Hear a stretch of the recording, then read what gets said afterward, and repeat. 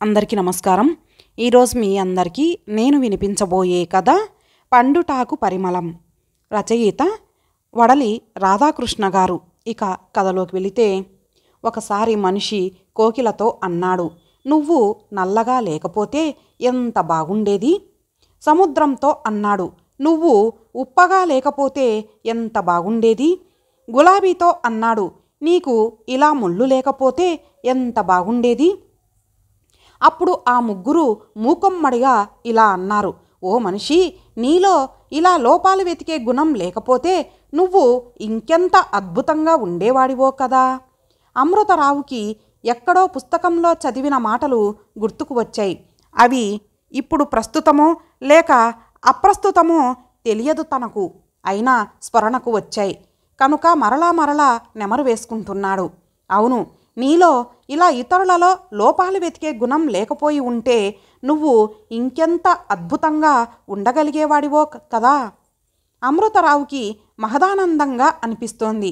ఒక్కసారిగా bus driver sudden brake వేయడంతో ఉలిక్కిపడ్డాడు. క్రిందకు పడబోయి తమాయించుకున్నాడు. తనతో పాటు నుంచున్న తోటి ప్రయాణికుల పరిస్థితి అలాగే ఉంది. కాకపోతే వారందరికన్నా వయసులో చాలా ముసలివాడు తను. అవి సీనియర్ సిటిజన్స్కి కేటాయించిన సీట్లు. మీరు లేచి తాతగారికి సీట్ ఇవ్వాలి. వెనుక సీటులోని అమ్మాయి అందరూ అదిరిపోయేలా అంటోంది. వరుస బాగానే ఉంది, కానీ మీరు లేచి తాతయ్యకి, అదే తాతయ్య అంకుల్కి సీటు ఇవ్వవచ్చును కదా. ఆ కుర్రాడు దేనికి తగ్గడం లేదు. తాను ఏమీ తక్కువ తినలేదంటూ ఆమెకు కౌంటర్ ఇస్తున్నాడు. ఇది మహిళామణులకు కేటాయించిన సీట్ అండి. నేను నేటి మహిళను. ఆవిడ మాటలోని దర్పం అందర్నీ అబ్బురపరుస్తోంది. కుర్రాడు కనికరించడం లేదు. సీటుకు అంటిపెట్టుకుపోయి ఉన్నాడు. ఏమండి కండక్టర్ గారు, ఇది ప్రభుత్వం వారు నడిపే బస్సా లేక రోడ్డు మీద తిరిగే ఆటో రిక్షానా? గవర్నమెంట్ వారి నియమాలు పాటించరా? పాపం పెద్దాయన నుంచోలేక ఆపసోపాలు పడుతుంటేను. ఆవిడ మాటలు దృఢంగానే ఉన్నాయి. ఖాళీ చేసి వెంటనే సీటు పెద్దాయనకి ఇయ్యవయ్యా. అసలే ఇది సెల్ ఫోన్స్ యుగం. ఫోటోలు తీసి వాట్సాప్ గ్రూపులలో పోస్టు చేశారంటే మంట మాకు తగులుకుంటాది. కండక్టర్ మాట మాటలాగా లేదు, కేకలాగా ఉంది. మొత్తానికి ఆ కుర్రాడికి బస్సులో సీటు రిజర్వేషన్ పాలసీని పాటింపక తప్పింది కాదు. సీటులో కూలబడిన అమృతరావుకి కొంత సదుపాయంగా అనిపిస్తోంది. తన వెనక నిలిచి ఒత్తాసు పలికిన అమ్మాయి వైపు కృతజ్ఞతగా చూశాడు. బస్సు వేగంగా నడుస్తోంది. బయ్యవరం వెళ్ళి చాలా కాలమయ్యింది. చెప్పాలంటే తనకు వెళ్ళినట్లు గుర్తుకు రావడం లేదు కూడాను. మరలా అనివార్యం అనుకొని ఇప్పుడు వెళుతున్నాడు. కాసింత అలసటగా అనిపించడంతో అలా కళ్ళు మూసుకున్నాడు. రంగారావుకి గొప్ప సంతోషంగా ఉంది. పిలిచిన పేరంటానికి అందరూ తరలి వచ్చేశారు. తన బంధువులు అందర్నీ అలా చూసుకుంటే మహదానందం అనిపించి పొంగిపోతున్నాడు. ఒక కలిమి తాలూకు సంతోషకరమైన అనుభవం ఇది. ఎంతగానో అది ప్రభావితం చేస్తోంది. శ్రీలక్ష్మికి కూడా కాస్త అటూ ఇటుగా అలాగే ఉంది. కానీ అల్లుడు ఇంకా రాలేదన్న ధ్యాస తప్ప అంతా బాగానే అనిపిస్తోంది. భర్త మరో 4 రోజుల్లో రిటైర్మెంట్ కాబోతున్నారు. ఆ రోజున యావత్ కుటుంబము ఇక్కడ కలుసుకోవాలని అందరినీ ఆహ్వానించడం జరిగిపోయింది కూడా. ఒకవైపు రంగారావుకి చాలా గుబులుగా అనిపిస్తోంది. 35 సంవత్సరాలు సర్వీస్ పూర్తి చేశాడు. చెప్పాలంటే ఎక్కడ ఎవరి దగ్గర చిన్న మెమో కూడా తీసుకోకుండా చాలా హుందాగా ఉద్యోగ జీవితాన్ని పూర్తి చేసుకుంటున్నాడు. ఇప్పుడు రిటైర్ అవుతున్నాడు. లోపల ఒక తెలియని ఆవేదన మనసును వెంటాడుతోంది. కానీ ఇంటికి అందరూ విచ్చేశారా?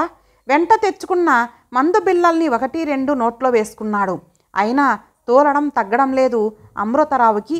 80కి పైబడిన వయసులో కూడా ఈ ప్రయాణాలు చాలా కాలం నుండి ఇంట్లోంచి బయటకు అడుగు పెట్టడం లేదు.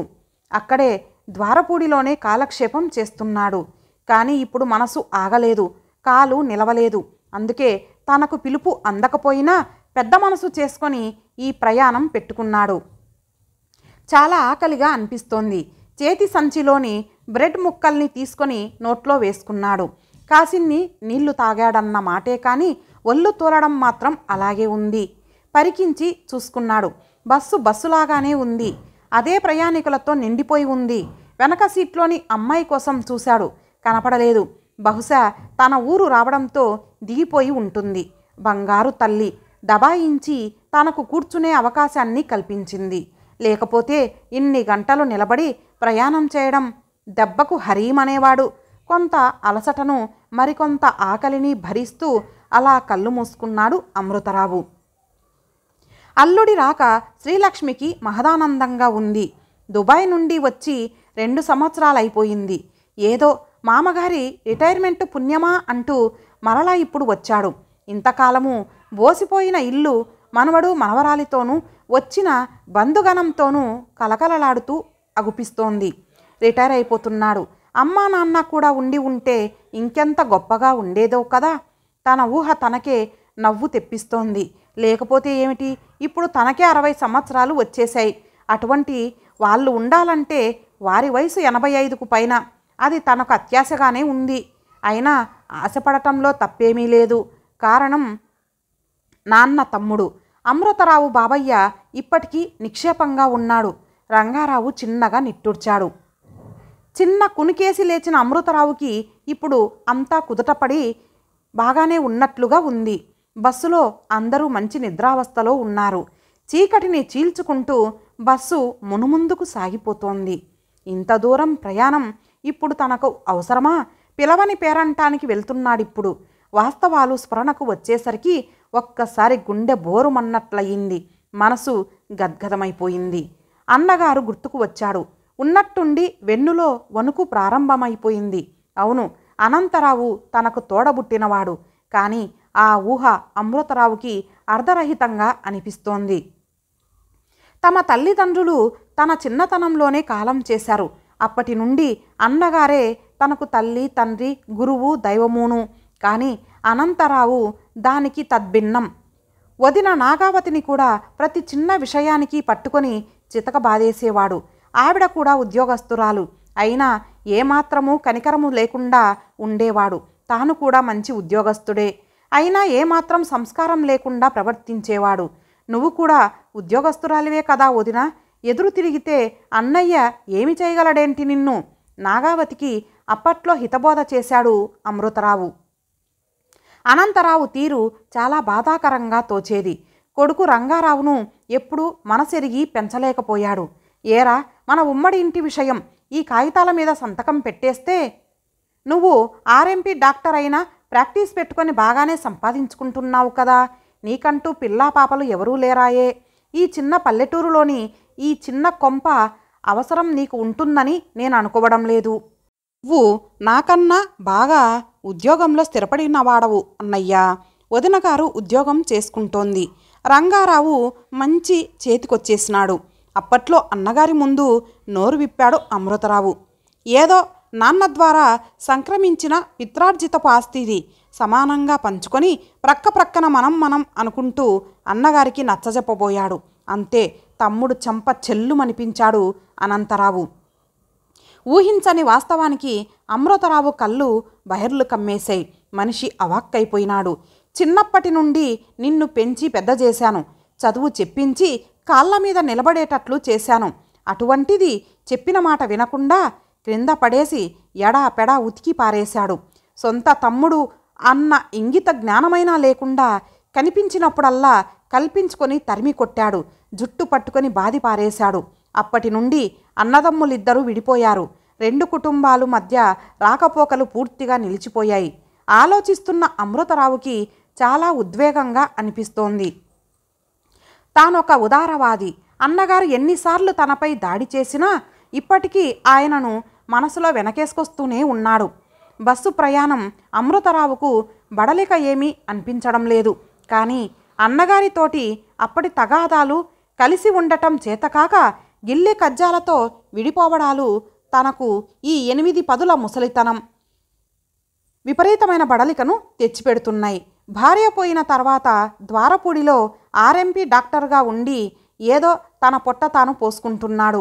కొన్ని విషయాలను తలుచుకుంటే వింతగాను ఆనక బాధాకరంగాను అనిపిస్తూ ఉంటుంది. ఆశ్చర్యంగా ఆ రోజు సాయంత్రమే రిటైర్ అయి, అదేమి చోద్యమో కానీ అప్పట్లో అనంతరావు రిటైర్ అయిపోయాడు. ఆశ్చర్యంగా ఆ రోజు సాయంత్రమే రిటైర్ అయిపోయానని తీవ్రమైన మానసిక అలజడికి లోనైనాడట. తీవ్రమైన గుండెపోటు కారణంగా ఆ రోజే చనిపోయాడు.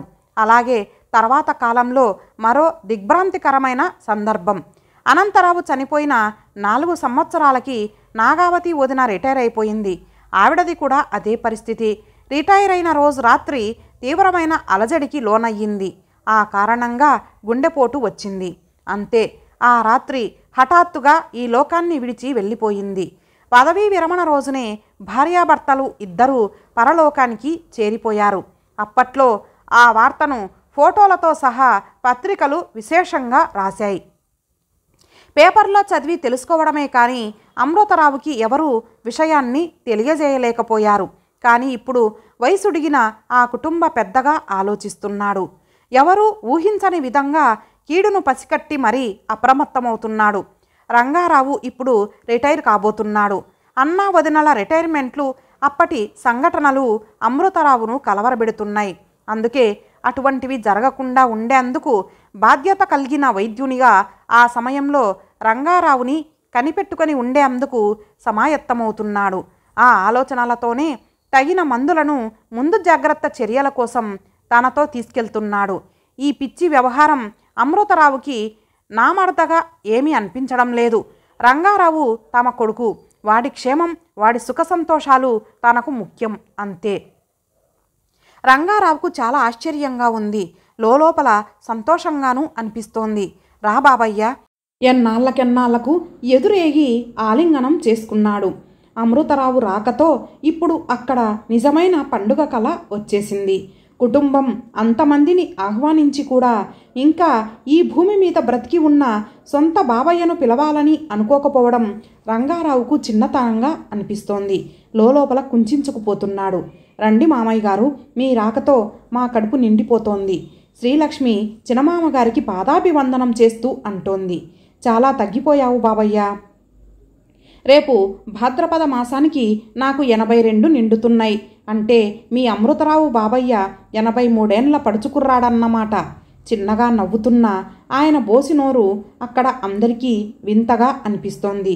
చిన్నమామగారు కొడుకు మీద ప్రేమతో మా రిటైర్మెంట్ ఫంక్షన్కి రావడం మాకు ఎంతో బాగుంది. శ్రీలక్ష్మి వేడుక మాటలు అమృతరావుకి సమంజసంగా ఏమీ అనిపించడం లేదు. తన విపరీతమైన ఆలోచన తనది. అప్పట్లో అన్నగారు వదినగారు దురదృష్టవశాత్తు తమ రిటైర్మెంట్ రోజునే ఈ లోకాన్ని విడిచి వెళ్ళిపోయారు. అటువంటి సంఘటన మరలా తమ కుటుంబంలో పునరావృతం కారాదు అన్నది తన తపన. తాను డాక్టర్గా పై చదువులు చదవలేదు. అయినా ద్వారపూడిలో మంచి హస్తవాసి కలిగిన డాక్టర్ అనే మంచి పేరును సంపాదించుకున్నాడు. ఆ కారణంగానే లోచూపు కలిగిన ఆయన గారు రంగారావును కనిపెట్టుకొని ఉంటున్నాడు. రంగారావు పదవీ విరమణ సందర్భం దిగ్విజయంగా ముగిసిపోయింది. ఆయన గారి ఆఫీసులో మంచి వీడ్కోలు సభను ఏర్పాటు చేశారు. రాత్రికి మంచి డిన్నర్ ఇచ్చారు కూడాను. అమృతరావు గొప్ప గొప్ప అనుభూతులతో పరవశించిపోతున్నాడు. బాబయ్య, అమ్మా నాన్న కూడా ఉంటే చాలా బాగుండేది కదూ. అవునరా, వాళ్ళు ఇక్కడే ఎక్కడో నిన్ను ఆశీర్వదిస్తూ ఉంటారు. వారి దీవెనలు నీకు ఎప్పుడూ ఉంటాయి అని అన్నాడు.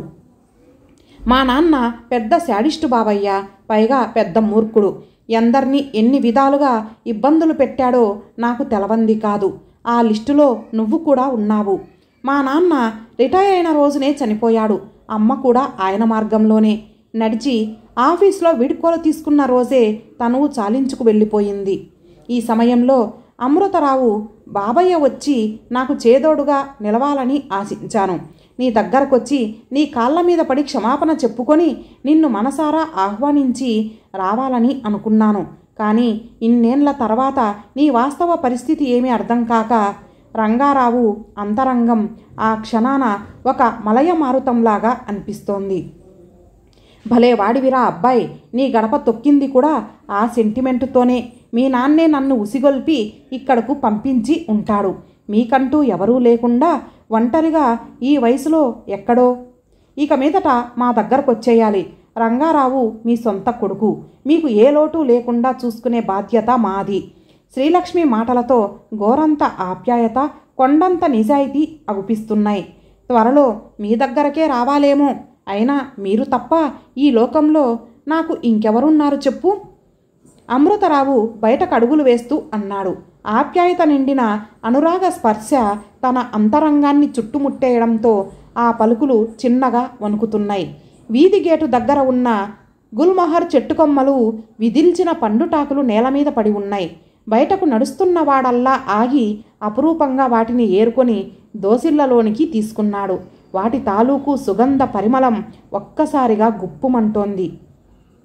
వాటి వెనుకనే ఒకానొక ఆత్మీయతా పరిమళం పరవశమవుతూ అంతరంగాన్ని చుట్టేయడంతో మనసులో తనను తాను పరామర్శించుకుంటూ సంతృప్తిగా బయటకు అడుగులు వేస్తున్నాడు అమృతరావు. ఇంతటితో ఈ కథ సమాప్తం. మరలా మరొక మంచి కథతో కలుద్దాం. అంతవరకు సెలవు. నమస్తే.